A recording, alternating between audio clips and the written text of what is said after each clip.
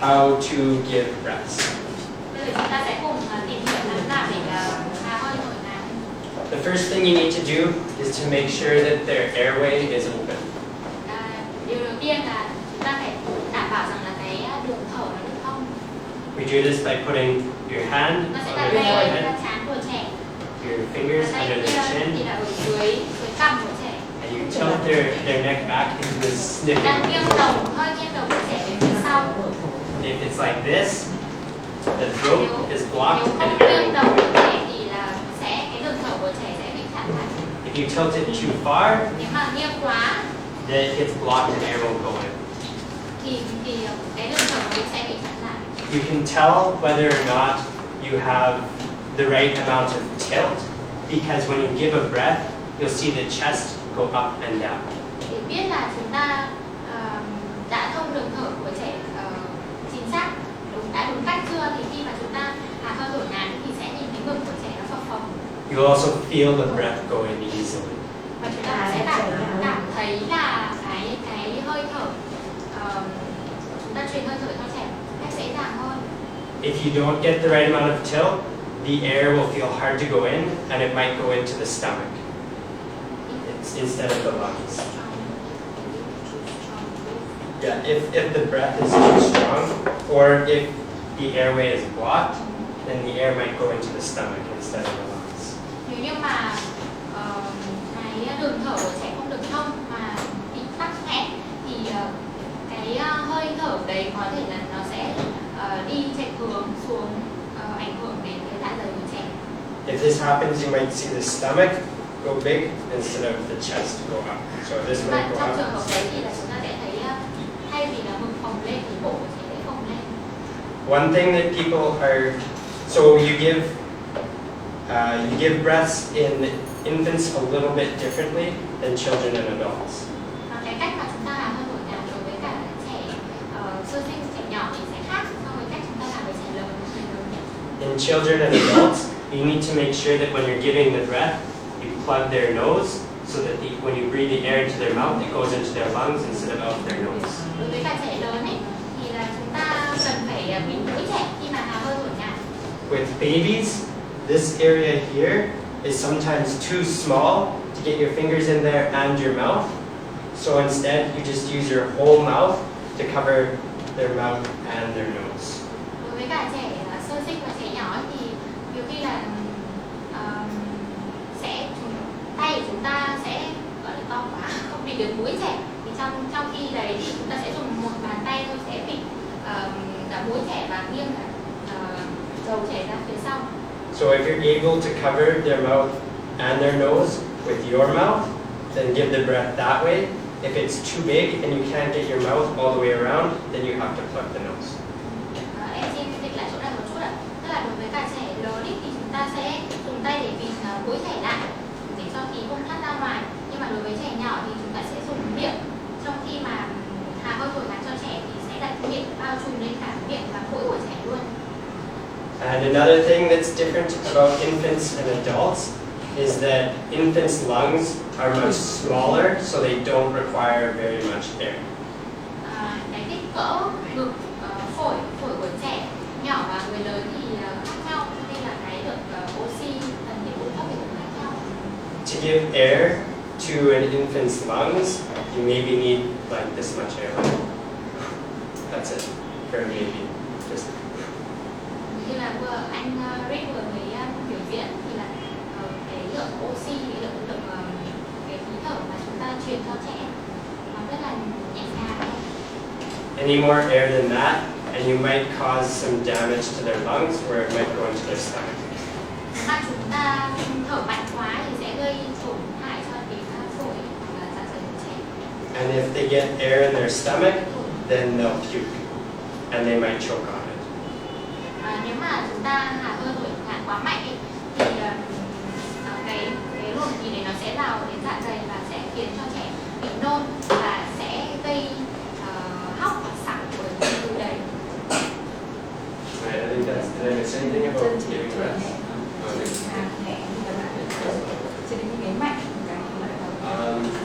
if the reason that you're doing CPR is because they choked on something, then before you give breaths, you should look into their mouth to see if you can find what they choked on, and if you see it, take it. Trước khi mà chúng ta thực hiện CPR thì chúng ta cần phải kiểm tra xem là trong miệng chị có gì phải hay không. The reason for this is if you do, sometimes when you do CPR and you push on the chest, this actually makes the thing that they're choking on come out. And if you give breaths without looking first, then you can send whatever they choked on in their mouth back down into their lungs.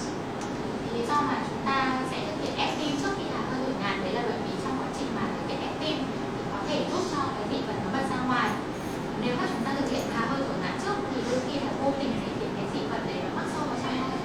If the reason why you're doing CPR is because they choked and you can't see it and you can't give breaths, that's okay. Just go back to doing more compressions. Yeah, so like, you know, if you go to look for whatever they choked on and you can't see it and you can't give breaths, that's okay. You just go back to doing compressions. So if you can't give a breath, just do the compressions and then check again. And if you can't see it, go back to compressions. Nếu mà chúng ta không thể thực hiện hạ hơi thổi ngạt cho trẻ thì chúng ta hãy tiếp tục ép tim để điều cho trẻ. Yeah, that's it.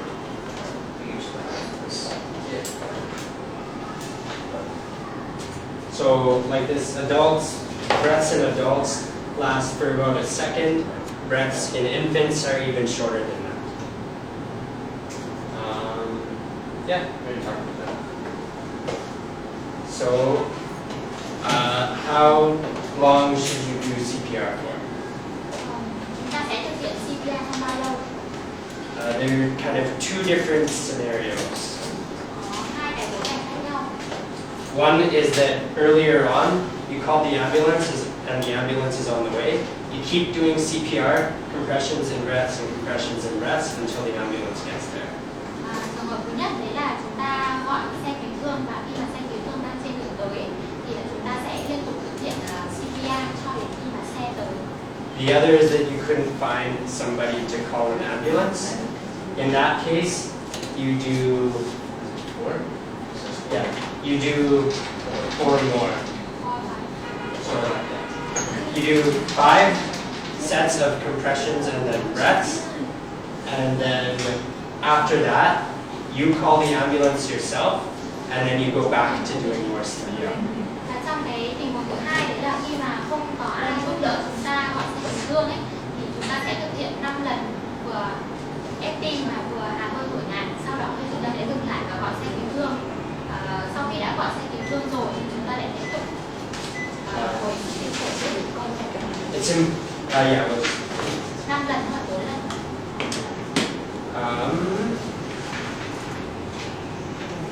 So yeah, we already talked about this. Yes. So just to review, these are all the steps that you do. Bây giờ chúng ta sẽ cùng nhìn lại xem là sẽ gồm những cái bước sau. What is that? Alright, so can somebody remember what all the 6 steps are? Có chị nào có thể nhớ được cả 6 bước vừa rồi không ạ? Well, we'll do it the easier way. What's step 1? Bước đầu tiên là gì ạ? Mình nói đi ạ, mình nói đi không cần phải nhớ. Bước đầu tiên là gì ạ? Scene safety. Right. Yeah, write it down. It's good to get there. What's step 2? Bước thứ hai là gì ạ? Tap and shout. Yeah, tap and shout. Make sure they're not sleeping. So they're not sleeping. What do you do next? What's step 3? Bước thứ ba call for help. Yeah, get somebody to call 115. Yeah. 115.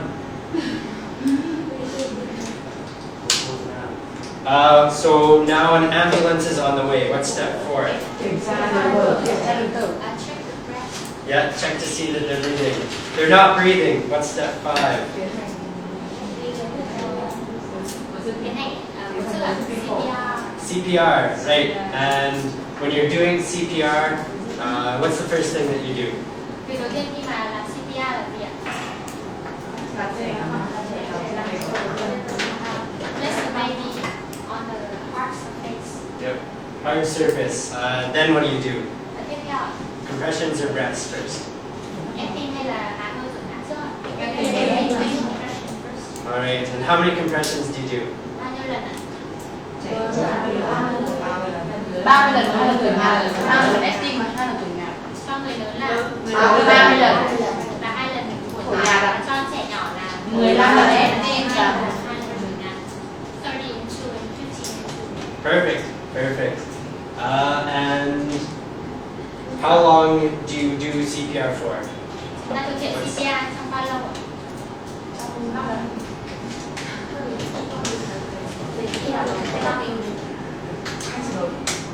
Two scenarios. First scenario call it release.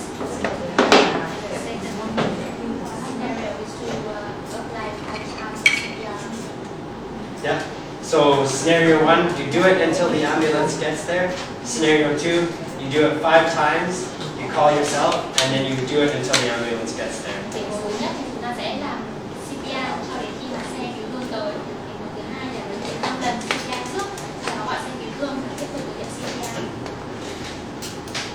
Alright. So I already explained that, but maybe you can show that picture. So how to do compressions on adults? You should look like that. So arms straight up and down, elbows locked. Đây là cái hình minh họa cách mà chúng ta thực hiện CPR được không? Alright, so maybe questions. Any questions? Người có đặt câu hỏi gì không ạ? Okay, we'll show the video now. Bây giờ chúng ta sẽ cùng xem video. Nói chung là các bạn cứ hỏi thằng Ái rồi thì họ giảng thích có người hỏi. Cứ hỏi có thể là không biết đâu, cứ hỏi thôi. Các bạn hỏi cho nó vui. Nhưng mà cái nào chưa biết thực sự thì vẫn cứ hỏi. Ví dụ như này nếu mà mình tôi chỉ cần hỏi là ví dụ như chảy máu, nó ngừng thở tim mình chảy máu thì trong giờ mình có thể hỏi là vậy thì có ép tim hay là hồi sức CPR không? Vì nó chảy máu, nó mất máu mà thì vậy nó có tác dụng hay không? Hoặc là khi ấn vào nó chảy máu hơn không? Ví dụ đấy là mình hỏi cứ cái gì thế là đúng không? Các anh trẻ cái hỏi And yeah, the other thing I wanted đấy to là câu hỏi. mention was in the Ví dụ slides. mình bây giờ Is mình that hỏi lại các bạn If you can't remember all the steps of CPR, that's okay. Do what you remember, because CPR done not perfectly is still better than no CPR. Cái lưu ý đấy là khi mà chúng ta không nhớ chính xác xem là thực hiện hồi sức tim phổi như thế nào ấy, thì chúng ta vẫn nên tiếp tục thực hiện hồi sức tim phổi để cấp cứu cho người bị nạn. Điều đấy thì vẫn tốt hơn và vẫn có tác dụng so với việc mà chúng ta không làm gì cả. Alright, so this is a video made by the Heart and Stroke Foundation of Canada, who makes all the rules for doing CPR in Canada and helps to train everybody so that they know how to do it. Bây giờ chúng ta sẽ xem một cái video clip của Canada. And it's I wish we didn't have this story to tell. Effective CPR. Right, was that? like, Hello, I'm Lydia Matthews. CPR is short for cardiopulmonary resuscitation. CPR can keep blood and oxygen moving to the heart and brain for someone whose heart has stopped beating. In this video, I will show you how to provide CPR for infants, that is, children younger than 12 months old. I'll show you each step of CPR a little at a time.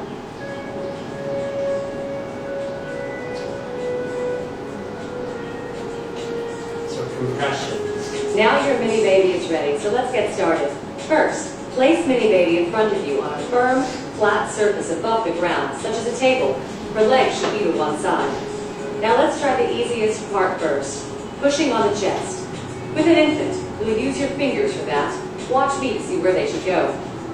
Imagine a line right between the nipples, with the tips of 2 fingers just below that line in the middle of the chest.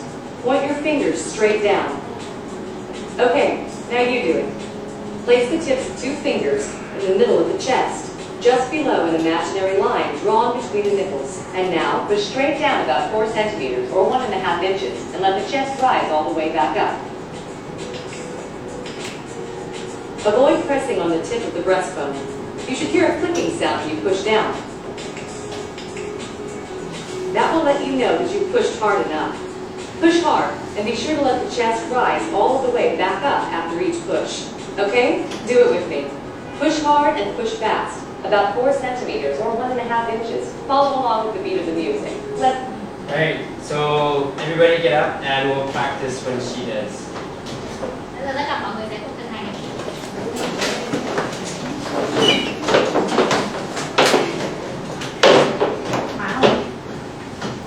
Chú ý là ấn vào rồi phải kêu kích kích đấy, như là trên video thì cái là ở chiều sâu. Alright, so first step, find where you're gonna push. Giờ mọi người phải làm bước đầu tiên là xác định xem là chúng ta ấn vào đâu. And Go. Bỏ đấy. Be sure to let the chest rise all the way back up after each push. Push hard, straight down, about 4 centimeters or 1.5 inches.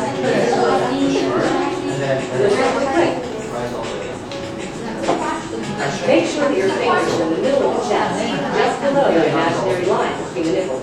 Alright, should maybe we just walk around? Không liền như là mình vẫn. Alright, so you guys, should I run that song? Do you have it? Yeah. Right. Chúng ta làm dứt khoát giữa mỗi một lần ấn xuống á, để chúng ta ấn xuống hết cỡ và sau đó thả cho ngực phồng lên hết cỡ, rồi sau đó mới lại ấn xuống. Alright, so this is the song that they used to teach CPR in Canada. The song helps you to know how fast. Tức là sẽ có bài hát, các bạn sẽ ấn theo cái nhịp của bài hát. And it makes it more fun.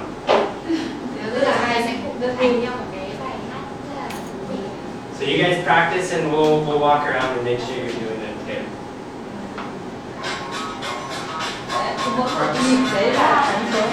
Like this. 1, 2, 3. 1, 2, 3, 1, Mọi người nghe nhịp, nghe cái beat của nhạc nha. You want to make sure that in between, you keep your fingers on the chest. Theo nhịp nhanh như nhịp đi. If you lift your hands up like this, if you leave this, Thẳng váy. Rất nhanh này. Nha. Nhanh cong. Nhanh các bạn cảm thấy bạn đang hướng này. Đấy, nhìn nhạc như thế. That's how fast you are. Đúng rồi. there you go. Ở thành đường này, nhanh như thế. Good. So instead of using your arms only, try to use your Cái này cứ upper body. In between, make sure you go to this. chị xem. Còn ra, đấy là cái nhìn đấy. Nhưng mà Instead of this, đây là cái tay. Không cần nhất không hay hẳn, cứ phải để cho mọi người đây. instead of what? Như này. In between, don't keep going. Don't lift your fingers. So instead of using your arms, try to go like this. Rồi, đấy, nhạc sẽ đứng như nào. Nhanh đấy là đi. Tay trái, tay trái. Yeah, then you gotta push a little harder. Oh, it's gonna pop it. Chưa? Push it up. Đấy nhá, các bạn thấy là nhịp nó phải nhanh như It's thế better, này. instead of this, it's better. Right. Đấy. For this, this. Đúng rồi, 100 lần. Perfect. Just make sure that in between, you come all the way up.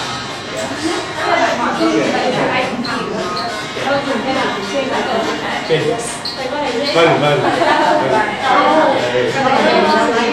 Did you look at everything on this side? Okay, I'll look at everything on this side. Very good job, everybody. Làm cái tất tề, thế cho nên là bao giờ nó nếu mà có là có thể vào tay cái này là không được thay đổi cái khác. Có người là thay đổi nhau. Đừng làm đồ lên để nó Thầy nó hơi khá là nhanh nhỉ? Đau. Đây là con số mà nếu mà người tận thì ấn xuống thì chắc là đau. Làm thử em ấn xuống. So now we're going to learn about breath. Bây giờ chúng ta sẽ học cách thả hơi thổi ngàn ở trên cờ. Rồi em sẽ ví dụ luôn. The fingers of your other hand. xem cái hạt hơi thử ngạt nhá. Okay, now you try that. One hand on the forehead, the fingers of your other hand just under the chin. Be careful not to get your hand on the neck, otherwise air won't go in or out. Now let me show you how to get air into the mini baby. Watch me again for a moment. Completely cover mini baby's mouth and nose with your mouth, like this. Yeah, all the way Now blow a around. gentle breath into mini baby for 1 second. Đấy, các bạn nhìn cái lực. It is very important for the chest to rise with each breath. Nhìn này lưng ngực của cái này. Đấy, hít thở nó phải đến như thế. Okay, now try that with me. One hand on the forehead, the fingers in your other hand just under the chin, keeping your hand away from her neck. Cover mini baby's mouth and nose with your mouth and blow in a gentle breath. Watch for the chest to rise on your mini baby. Đấy. If you didn't see the chest rise, reposition the head and try again. If you want, back up the video and look at it again. Okay, now let's try a few pairs of breaths. Remember to watch for mini baby's chest to rise. Đấy. 1, 2, rồi. Try about 4 breaths. And remember, keep the head tilted and chin lifted and your hand away from her neck. Nha này. 1 này. 2 này. Đấy. After the first breath, let the chest go all the way back down. Follow with Cả another hai cái đấy breath. chỉ làm dưới 10 giây với hai cái lần. Sau đó mình ép tim chứ. Đấy. Great.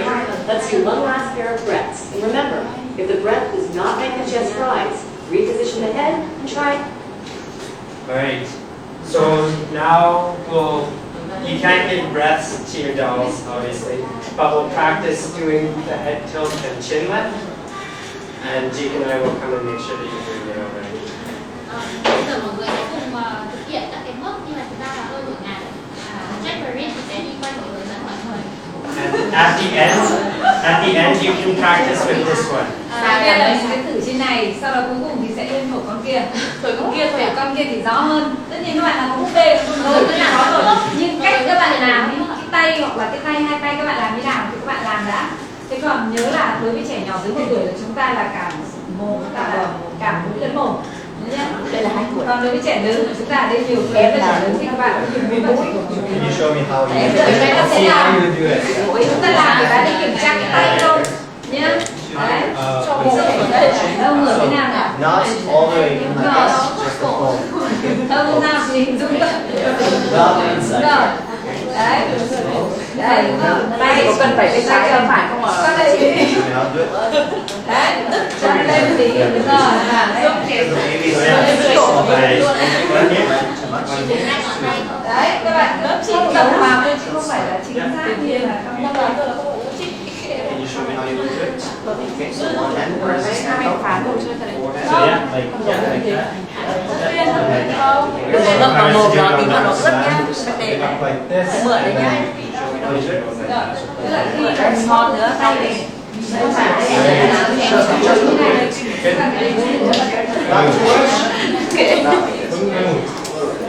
What is it? mình thì chỉ là cái cổ thì giống như trẻ con mà vào viên mà thở oxy bao giờ phải cho cái cây vô cái vai cái đường thẳng Forehead. And just join it there, yes. And then hoặc là cái cấp cứu mà bế được đến gần thì là if this doll. đấy là cái vai trò của bế ngược để cho nó thẳng cái đường Okay. thế nếu mình ngửa quá thì nó lại cũng lại gặp lại thì mình chỉ ngửa So can you show me how you would do it? So where does this hand go? This hand covers the forehead. And the other hand, fingers go on the chin. Slightly, Do just a it. little bit, right? Right before lunch. So, 'Cause I don't want to run out of time. so like this, hum, or like this, hum. Okay, I think that's this, yeah. do. Yeah. We'll do it before lunch. So I'll try and get through everything. But we do have like an hour. Okay.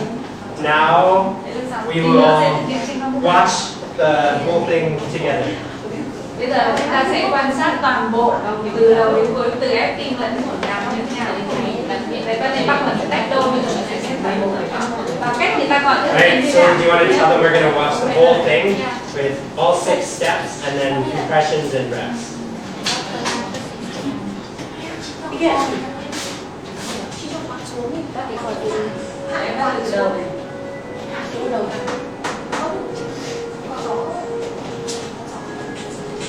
Good. Now let's put together all the steps we've learned. We're going to tap and shout, yell for help, check the baby's breathing, and then start CPR.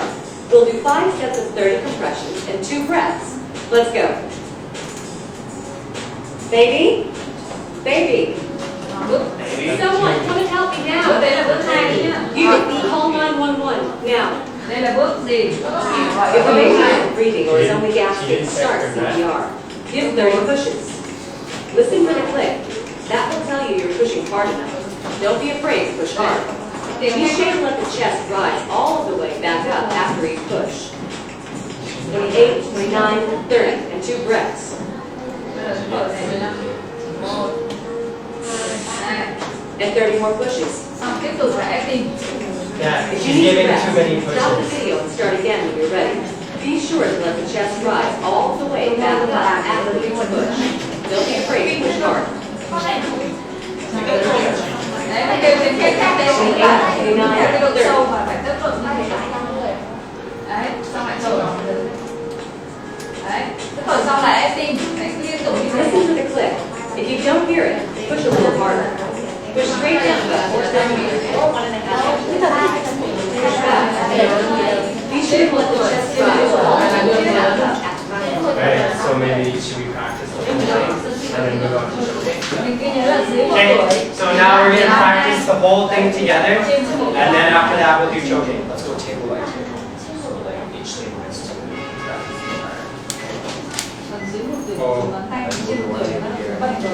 Còn I ngón think, tay I think we do the first Oh, and then we'll just turn on the song with the CPR and then we'll watch each table. So everybody will have to do like 5 rounds. okay, sure. So. Bây giờ tất cả chúng ta sẽ cùng thực hiện là từ đầu cả 6 bước luôn ạ. Vừa ép tim và sau đó thì sẽ làm Alright. Did anybody, so in Canada, what they recommend for CPR changes sometimes? đôi khi thì những cái lưu ý cái yêu cầu đối với là CPR thì nó cũng có thể thay đổi. And when they made this video, they said that 30 compressions for babies and then 2 breaths, but now they say 15 compressions and 2 breaths, and that's why it was different. Okay, I'm not sure if we were supposed to. Okay, don't worry about it. Don't worry about it. Okay, alright, so step 1. Bước đầu tiên ạ. Nói đi. What's step 1? Safety. Alright, step 2. So is it safe right now? Right. Is your baby responsive? Is it sleeping? Gọi giúp đỡ. No response. Call 115. Yeah. Call 115. Alright. Now, what's next? Bước đầu tiếp theo ạ. Kiểm tra airway. Alright. Do it. Kiểm tra được airway chưa? Check breathing, yes. Do it. Can you show me how to check breathing? Everybody else, get up. Đứng lên kìa, tất cả đứng lên. Alright. So how do you check for breathing? Kiểm tra để làm thế nào, làm như thế nào? Làm cho các bạn thử đi. Listen. Alright. Feel. And right? So can you show me? Mình làm luôn đi. Đấy, đúng rồi. Làm như nào để kiểm tra Can you được show me how to check the kiểm tra được thở như thế nào? Alright. Now show me. Một là gì? Sau khi cái làm đi, bạn làm thì các bạn như your thế. eyes? Oh. Are you looking the right way or the wrong way? Đầu tiên, How do you check the air breathing? Your eyes should be looking. Eyes should be looking. Yeah. Can you show me how to check breathing? Come. Một là nhìn. And your eyes should be looking right. You gotta do no. Come. Come. Can you check? À, quay Yeah, từ for how Get out of the how There you go. How many seconds? Nhá, mọi người chú ý là mình nghe tay nhưng mà cái mắt mình có thể run rẩy được. Bao nhiêu giây? Nhá. Đấy. Rồi. Phải rồi. Good. There we go. Rồi, đó, đúng. 5 to 10 seconds. 10 giây thôi. Yeah, go on. 5 to 10 And seconds. you? Phải nhìn vào mắt mình. Good, good. All right. So Nhưng mà các cô lại thích nhìn nobody's lại. babies are breathing. At least I hope they're not breathing. Because they're not real. So he's not breathing. What do we do next? Tiếp theo là gì? Mọi người làm tiếp theo. Tiếp theo cái bước kiểm tra điện tử là gì? Tiến hành hồi sức tim phổi ạ. Bắt đầu là acting. Yeah, CPR. Acting trước, sau CPR.